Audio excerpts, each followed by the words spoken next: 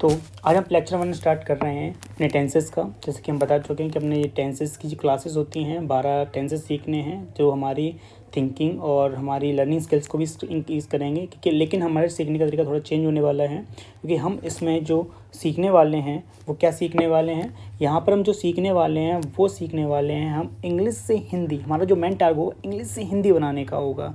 ठीक है, तो लेक्चर 1 स्टार्ट करते हैं अपने टेंसेस के बारे में। जैसे कि हम जानते हैं कि अपने जो टेंसेस होते हैं जो कितने टाइप्स के होते हैं, 3 टाइप्स के होते हैं। Present indefinite, past and future, 3 types के होते हैं। हर टेंसेस के 3-3 पार्ट होते हैं, हर टेंसेस के 4-4 पार्ट टाइप्स होते हैं।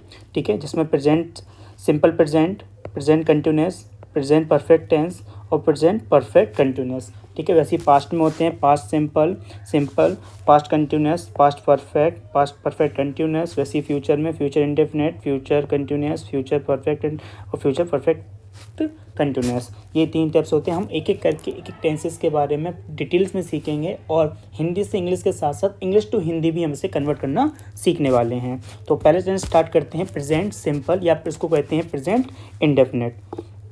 देखो, प्रेजेंट इंडेफिनिट की जो हिंदी टेंसेस की पहचान होती है वो क्या होती है बच्चों, कि सिंपल टेंसेस में के वाक्यों के काम का होना, मतलब जो वहाँ पर जो हो रहा है वो काम के होने, जो अभी प्रेजेंट में चल रहा है काम वहाँ पे इंडिकेट किया जा रहा है, काम हो रहा है वहाँ पर, उसका पता चलता है करने का। और उनके वाक्यों के अंत में जो पहचान होती है वो क्या होती है बेटा, ता है, ती है, ते हैं और ते हैं। ये ता है, ती है, तो ते हैं आदि शब्द आते हैं, इनसे हम पहचानते हैं कि हमारा जो टेंस है प्रेजेंट इंडेफिनिट का टेंस है, जब वो हिंदी टेंसेस में दिया जाता है।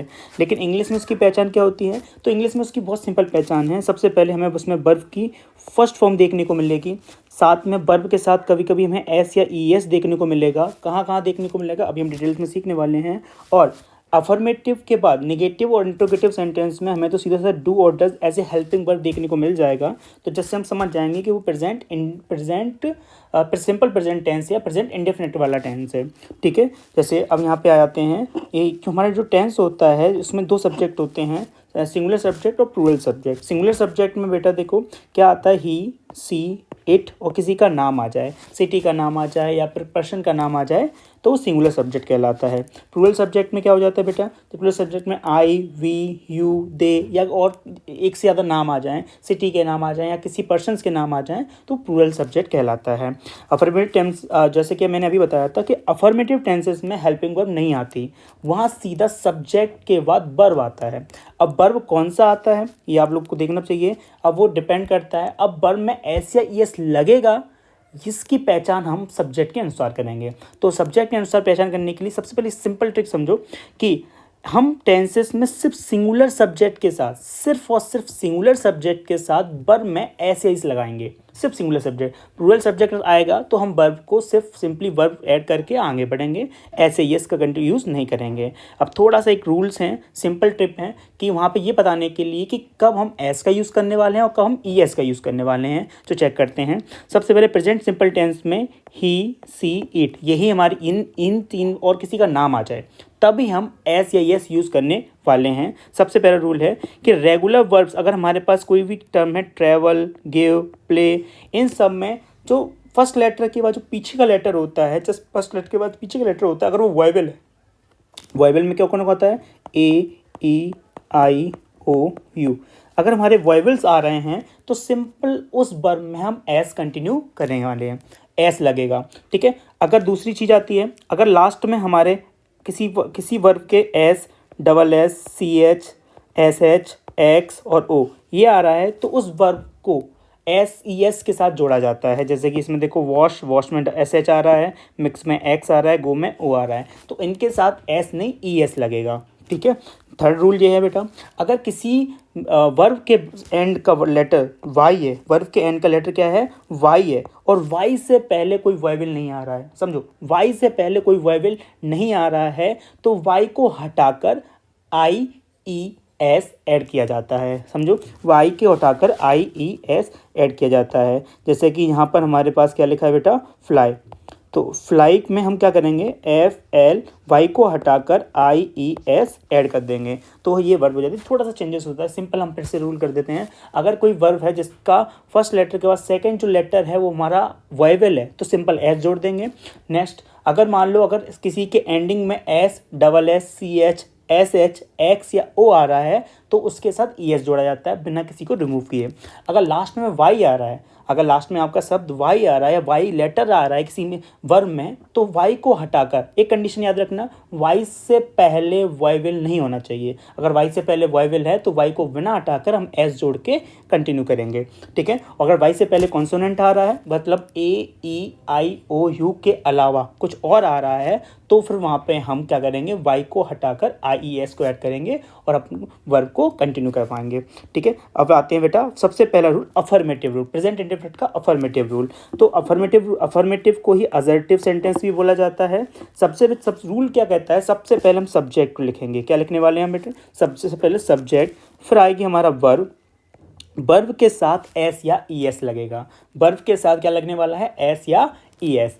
तो अगर ऐसे ई एस, एस कब लगेगा, ई एस कब लगेगा ये आपको पता है, लेकिन वर्ब में ऐसे एस कब लगेगा, जब हमारा सब्जेक्ट सिंगुलर होगा, ठीक है। प्लूरल सब्जेक्ट के साथ हम ऐसे एस का यूज़ नहीं करेंगे। फिर सीधे वर्ब के साथ हम ऑब्जेक्ट पे आते हैं, फिर ऑब्जेक्ट लिखेंगे और फिर एंड पे हम स्टार्ट करेंगे, वो ख़त्म करेंगे फुल स्टॉप लगाकर। जैसे एक टेंस हमने यहाँ ले रखा है, राम खाना खाता है, तो यहाँ पर सब्जेक्ट क्या हो गया, राम, तो हमने लिखा राम। राम एक नाम है। अब मैंने बोला था अगर नाम अगर सिंगुलर सब्जेक्ट होता है, सिंगुलर आपका सब्जेक्ट, तो यहाँ पर वर्ब में ऐसे यस आएगा। अब चेक कर लेते हैं हमारी वर्ब क्या है। वर्ब है खाना खाता है, खाने को क्या बोलते हैं, ईट। ईट में टी के पहले क्या आ रहा है, ए आ रहा है, तो यहाँ पर एस लगेगा सिर्फ। तो Ram Yeats food, that's good. Next है वे जाते हैं, वे मतलब दे, तो दे का दे तो जाने को बोलते हैं गो। अब क्योंकि दे यहाँ पर प्लूरल सब्जेक्ट है तो यहाँ पर ऐसे यस यूज़ नहीं होगा वर्ब के साथ। और इस टेंस में हमारे पास ना तो कोई ऑब्जेक्ट दिया हुआ है, तो हम डायरेक्ट हमारा टेंस यहीं ख़त्म हो जाएगा। नेक्स्ट नेगेटिव टेंस की बात करते हैं। अब बात करते हैं नेगेटिव टेंस की। तो इस टेंस के अंदर बेटा, नेगेटिव टेंस के अंदर सबसे पहले हिंदी टेंसेस में जो देखने को मिलता है, नहीं शब्द देखने को मिलता है। नहीं या ना शब्द वाक्य में होगा हिंदी वाक्य में, तो हमारा वो नेगेटिव टेंस हो जाएगा, ठीक है। और इंग्लिश टेंस की तो सिंपल है कि इंग्लिश टेंस में हम नॉट देखने को मिल जाता है वहाँ पर। चलो अब बात करते हैं थोड़ा सिंगुलर सब्जेक्ट। सिंगुलर सब्जेक्ट के साथ हमारे जो हेल्पिंग वर्ब लगती है वो डज लगती है, ठीक है। और प्लूरल सब्जेक्ट के साथ हमारी जो हेल्पिंग वर्ब लगती है वो डू लगती है, ठीक है। रूल हमारे के हिसाब से है, सबसे पहले आपका क्या आएगा बेटा, सब्जेक्ट आएगा, सबसे पहले सब्जेक्ट आएगा, ठीक है। सब्जेक्ट के बाद फिर वहाँ पे हमारे पास आएगी हेल्पिंग वर्ब डू या डज, जो आपकी सब्जेक्ट के अनुसार लगेगी, जो आपको भी बताया गया है, ठीक है। फिर उसके बाद आएगा वहाँ पे नॉट यूज़ करेंगे। फिर उसके बाद हम वर्ब की फर्स्ट फॉर्म यूज़ करेंगे। याद रखना एस या ई एस का रूल सिर्फ और सिर्फ कहाँ यूज़ करना था, अफर्मेटिव में। नेगेटिव में इसका कोई यूज़ नहीं होगा, सिर्फ वर्ब की फर्स्ट फॉर्म लगेगी, ठीक है। फिर उसके बाद वर्ब की फर्स्ट फॉर्म के साथ और फिर लगेगा हमारा ऑब्जेक्ट, फिर आएगा हमारा फुल स्टॉप, ठीक है। तो हमारा नेगेटिव सेंटेंस कंप्लीट हो जाएगा। आइए एग्जांपल देख लेते हैं, ठीक है। राम खाना नहीं खाता है। अब राम यहाँ पर क्या है बेटा, सब्जेक्ट, और खाने को क्या बोलते हैं, ईट, जो कि हमारी वर्ब है, और ये हमारा जो हो गया ऑब्जेक्ट हो गया। तो क्या लिखा, राम खाने को, खाम के साथ क्या आएगा, एक नाम है तो डज आएगा। डज नॉट ईट फूड, हम राम खाना नहीं खाता है। नेक्स्ट जाते हैं, वे नहीं जाते हैं, तो वे को इंग्लिश में आते हैं दे बोलते हैं। अब क्योंकि दे प्लूरल सब्जेक्ट है तो यहाँ पर डू आएगा, डू आया, दे डू नॉट। अब क्योंकि नेगेटिव सेंटेंस है, नहीं शब्द आ रहा है तो इसके लिए नॉट लगेगा, तो वो हेल्पिंग वर्ब के बाद लगेगा। हेल्पिंग वर्ब के बाद लगाया नॉट, फिर उसके बाद हमारी वर्ब आ गई जो है गो, ठीक है। तो ये सेंटेंस हमारा हुआ नेगेटिव सेंटेंस कंप्लीट। नेक्स्ट इसके एग्जांपल्स हम करेंगे तो थोड़ा और अच्छे से क्लियर होगा। फिर हमारा तीसरा टाइप आता है इंट्रोगेटिव। याद रखना हर टेंस के सिर्फ 3 ही पार्ट होते हैं, अफर्मेटिव, नेगेटिव और इंट्रोगेटिव, ठीक है। अफर्मेटिव, नेगेटिव और इंट्रोगेटिव। इंट्रोगेटिव में बेटा 2 टाइप्स होते हैं, yes no type. Yes no type में क्या होता है बेटा, देख लेते हैं। यस नो टाइप जो टाइप होता है, इन वाक्यों में जो क्या शब्द आता है वो हिंदी टेंसेस में पहले लिखा होता है। फिर समझो अगर कोई टेंस बोलता है क्या मैं जा रहा हूँ, तो क्या तुम आ रहे आते हो, क्या तुम जाते हो, तो अगर क्वेश्चन वर्ड जो क्या शब्द है अगर हम टेंस के पहले इस्तेमाल कर रहे हैं तो इसको यस नो टाइप बोलेंगे। अब यस नो टाइप क्यों बोलते हैं इसका भी आंसर अभी देखते हैं। तो इन वाक्यों में क्या पहले लिखा मिलेगा और क्या का जो वर्ड होता है हम जाते हैं क्या को इंग्लिश में व्हाट बोलते हैं, बट यहाँ पर हम व्हाट या क्वेश्चन वर्ड का इस्तेमाल नहीं करेंगे। जब हमारा कोई हिंदी टेंसेस में क्या, क्यों या कैसे शब्द पहले आ रहा है तो उसका क्वेश्चन वर्ड इस्तेमाल नहीं करेंगे। हम सीधे कहाँ से स्टार्ट करेंगे, हेल्पिंग वर्ड स्टार्ट करेंगे जो कि डू डज होता है। सबसे पहले आएगा, फिर उसके बाद कर्ता मतलब सब्जेक्ट आएगा, फिर उसके बाद वर्ब आएगा और फिर एंड में हमारा क्वेश्चन मार्क इंक्लूड होना स्टार्ट हो जाएगा। ठीक है, याद रखना इनको क्या बोलते हैं, प्रश्नवाचक नकारात्मक वाक्यों में अगर मान लो किसी yes interrogative yes no type में अगर नहीं शब्द आ रहा है तो जो नोट लगेगा वो सब्जेक्ट के बाद आएगा। जो नोट लगेगा वो कहाँ आएगा, सब्जेक्ट के बाद लगेगा। ठीक है, फिर नेक्स्ट आता है वाई टाइप। अब वाई टाइप में क्या होता है बेटा, वाई टाइप में जो क्वेश्चन वर्ड होते हैं क्या, क्यों, कैसे, ये शब्द जो होते हैं वो सब के सब कहाँ आते हैं, बीच में आते हैं, हिंदी टेंस के बीच में आते हैं। तो अगर हिंदी टेंस के ये सब बीच में आते हैं जैसे क्या, कब, क्यों, कहाँ, ये सब अगर बीच में मिल रहे हैं तो इनका क्वेश्चन वर्ड लिखा जाएगा, वो भी स्टार्टिंग में। ठीक है, तो अंग्रेजी में इन शब्दों को सबसे पहले आते हैं, फिर उसके बाद आपकी हेल्पिंग वर्ब आएगी, करता, फिर आपका सब्जेक्ट आएगा, फिर क्रिया आएगा, एंड में क्वेश्चन मार्क देखा जाएगा। चलो इसके रूल्स देख लेते हैं। सबसे पहले हम रूल्स देखते हैं यस नो टाइप के। यस नो टाइप एक इंट्रोगेटिव टेंस में देखो सबसे पहले हम क्या लिखने वाले हैं, क्योंकि इन टेंसों में जो हिंदी टेंसेस होते हैं वो क्या से स्टार्ट होते हैं, क्यों कैसे स्टार्ट होते हैं, जिनका हम क्वेश्चन वर्ड यूज नहीं करेंगे। अगर टेंस आपका स्टार्टिंग क्या, क्यों से हो रहा है तो हम सीधा हेल्पिंग वर्ब का यूज करेंगे। तो यहाँ पर प्रेजेंट इंडेफिनिट की जो हेल्पिंग वर्ब है वो क्या होने वाली है, डू और डज। ठीक है, तो सबसे पहले हेल्पिंग वर्ब इस्तेमाल करेंगे डू और डज, फिर हमारा सब्जेक्ट आएगा, वर्ब आएगी फर्स्ट फॉर्म, फिर ऑब्जेक्ट, फिर हमारा क्वेश्चन मार्क आएगा। तो अगर मान लो टेंस में नहीं शब्द भी इंक्लूड हो रहा है तो वही रूल रहेगा, डू डज आएगा, सब्जेक्ट के बाद आपका नॉट इंक्लूड हो जाएगा, सब्जेक्ट के बाद आपका नॉट आएगा, फिर आपकी वर्ब आएगा, फिर ऑब्जेक्ट, फिर क्वेश्चन मार्क आएगा। एग्जाम्पल देख लेते हैं, क्या राम खाना खाते हैं। ठीक है, तो सबसे पहले क्या शब्द आ रहा है, तो ये हमारा यस नो टाइप है। अब देखो क्या राम खाना खाते हैं, तो आपका आंसर क्या होगा, यस या नो। खाते हैं तो यस, नहीं खाते हैं नो, तो यस को ही बोलते हैं यस नो टाइप। तो इसका आंसर ही हमारा यस नो टाइप होता है, डेट्स को, इसी कारण इसका नाम यस नो टाइप है। ठीक है, क्या राम खाना खाते हैं, डज, फिर आपके हेल्पिंग वर्ब के बाद क्या आना होता है, सब्जेक्ट जो कि यहाँ पे राम है, फिर आएगा आपका वर्ब क्योंकि यहाँ पे नहीं शब्द नहीं है, तो फिर आएगा ईट फूड जो कि हमारा ऑब्जेक्ट कहलाएगा, एंड पे हमारा क्वेश्चन मार्क आ गया।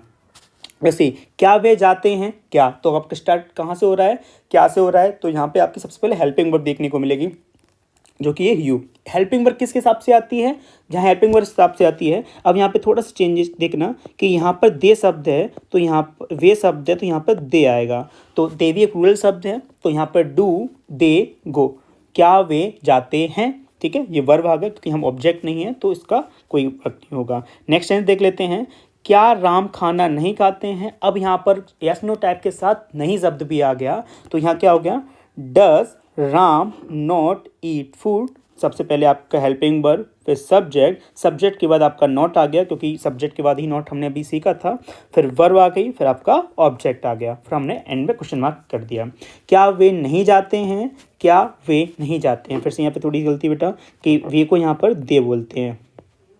ठीक है, तो दे के साथ सबसे पहले आपका डू आता है, सब्जेक्ट एंड सॉरी आपका डू डज आएगा, तो दे के साथ अभी फ्लूरल आपका सब्जेक्ट है तो यहाँ पर डू आएगा, तो डू दे नॉट गो क्योंकि सब्जेक्ट के बाद आपका नॉट आना होता है। तो हमारे ये कौन से एग्जाम्पल थे, यस नो टाइप के एग्जाम्पल थे।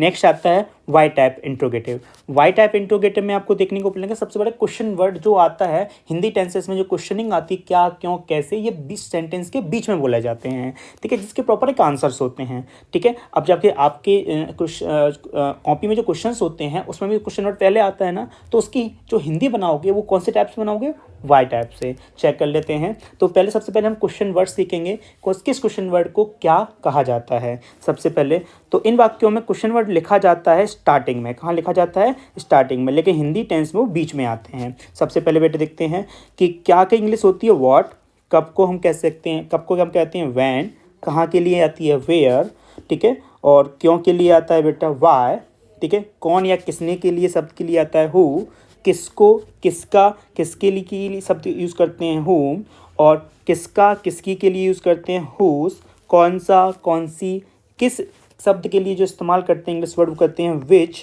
ठीक है, और कैसा, कैसी, और कैसे के शब्द के लिए इस्तेमाल करेंगे हम हाउ, ठीक है, कब तक, तो हाउ इस्तेमाल करेंगे, हाउ लॉन्ग, ठीक है। और फिर इसका आता है कितना कितनी, अगर वो काउंटेबल शब्द है, जैसे मैंने 10 पेन है तो कितनी पेन है, ठीक है, तो कितना, जब अगर कोई चीज़ गिनने योग्य होगी इसे हम काउंटेबल बोलते हैं, उसके साथ कितना कितनी शब्द के लिए आता है हाउ मैनी, ठीक है, क्या आता है बेटा, हाउ मैनी। और जब कितना कितनी अनकाउंटेबल चीज़ की आएगा, कितना पानी है, कितना कितनी चाय है, तो ऐसी चीज़ के लिए हम अनकाउंटेबल शब्द के हम उसे गिन नहीं सकते, तो वहाँ पे हाउ मच यूज़ होगा। तो हमारी क्वेश्चन वर्ड्स हैं जिसको आप थोड़ा सा याद रखेंगे, जिससे हमारी हमारी लर्निंग प्रोसेस अच्छी हो जाएगी, ठीक है। तो सबसे पहले आता है बेटा क्वेश्चन वर्ड। अच्छा, वाई टाइप में मैंने आपको बताया था कि क्वेश्चन वर्ड सबसे स्टार्टिंग में आता है, तो सबसे पहले रूल के हिसाब से सबसे पहले क्वेश्चन वर्ड लिखा जाएगा, फिर उसके बाद हेल्पिंग वर्ब आएगी, फिर सब्जेक्ट आएगा, फिर वर्ब की फर्स्ट फॉर्म आएगी, फिर ऑब्जेक्ट, फिर क्वेश्चन मार्क। अगर मान लो वाक्य में नहीं शब्द आ रहा है तो सब्जेक्ट के बाद लगेगा, जैसे अभी रूल के हिसाब से क्या हो सकता था कि सब्जेक्ट के बाद लगेगा। तो सबसे क्वेश्चन वर्ड आएगा, हेल्पिंग वर्ब आएगी, सब्जेक्ट आएगा, फिर उसके बाद नॉट लगेगा, फिर वर्ब की फर्स्ट फॉर्म, फिर ऑब्जेक्ट, फिर क्वेश्चन मार्क आएगा, ठीक है। तो कुछ एग्जांपल देखते हैं। राम खाना क्यों खाते हैं, तो यहाँ पे क्वेश्चन वर्ड जो आया है हिंदी टेंसेस में वो बीच में आया है, तो ये स्टार्टिंग में लिखा जाएगा। अब क्यों की इंग्लिश जो होती है वो क्या होती है बेटा, वाई, तो वाई, फिर हेल्पिंग वर्ब डज, क्योंकि राम के हिसाब से डज आएगा, राम, ईट वर्ब हो गया, और food, why does Ram eat food, Ram खाना क्यों खाते हैं, ठीक है। नेक्स्ट, वे कहाँ जाते हैं, तो वे के लिए क्या आ जाएगा बेटा, यहाँ पर दे आ जाएगा, ठीक है। तो वेयर, कहाँ के लिए वेयर, दे के हिसाब से डू आएगा, दे, वेयर डू दे गो, कहाँ जाते हैं। अगर मान लो टेंसेस में नहीं आ गया तो नहीं शब्द कहाँ इस्तेमाल होने वाला है, सब्जेक्ट के बाद इस्तेमाल होता है। तो why does Ram not eat food, Ram खाना क्यों नहीं खाते हैं। वे कहाँ नहीं जाते हैं, तो वे के लिए यहाँ पे फिर से थोड़ा चेंज कर लेते हैं, यहाँ दे आएगा, ठीक है। तो कहाँ के लिए वेयर, फिर सब दे के हिसाब से डू, फिर सब्जेक्ट, फिर नॉट गो। तो ये हमारा क्या हो गया बेटा, वाई टाइप हो गए, ठीक है। अच्छा, ये हमारे टेंसेस के टाइप्स थे, याद रखना। इंट्रोगेटिव में यस नो टाइप और वाई टाइप के क्वेश्चंस होते हैं। हिंदी की पहचान और इंग्लिश टेंस की पहचान में थोड़ा सा रूल का याद रखना, ठीक है। हम एक्सरसाइज के इसलिए फॉलो करने वाले हैं। नेक्स्ट, तो हम इसके लिए अब एक्सरसाइज सॉल्व करेंगे, कुछ एग्जांपल देखेंगे, मैं कुछ क्वेश्चंस आपको सॉल्व कराऊंगा और कुछ क्वेश्चंस आप खुद सॉल्व करना स्टार्ट करेंगे, ठीक है।